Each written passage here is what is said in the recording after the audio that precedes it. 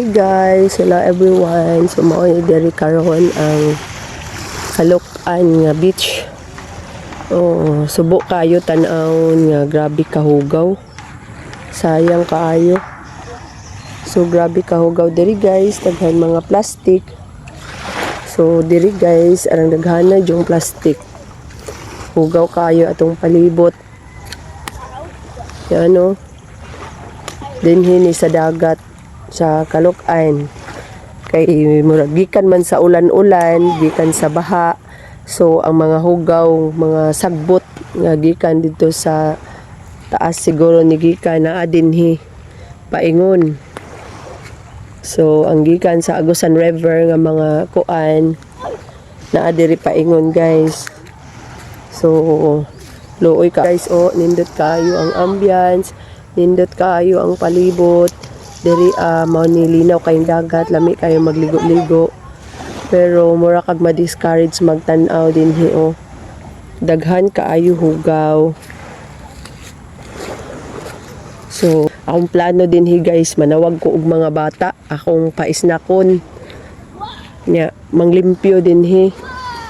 Limpyuhan ni diri dapit So dili lang diri dapit ang hugaw guys, pati dito sa unahan. So, tingani na lang akong buhaton siguro. Manawag ko og mga bata din sa gawas. Ako silang paisnakon, suhulan para manglimpyo diri dapit sa area. Di lang dapit kaning diri permi namo liguan. So ako ni diring palimpyuhan. Kaning diri permi pa ako ni palimpyuhan diri dapit. Kani lang diri dapit nga area. Kay diri aman mi permi nagaligo nato ako mga anak.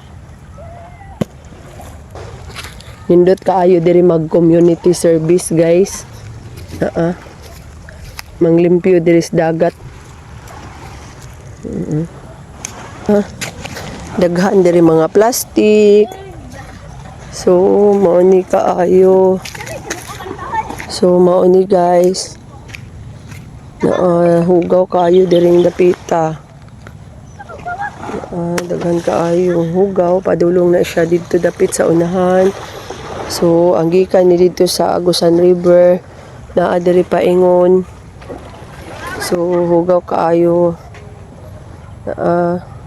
So among buhaton ani siguro kay diri aman mi permi magaligo, diri man mi permi magligo-ligo mabuntag, mahapon sa akong mga anak, sa akong pamilya, diri duol sa akong area.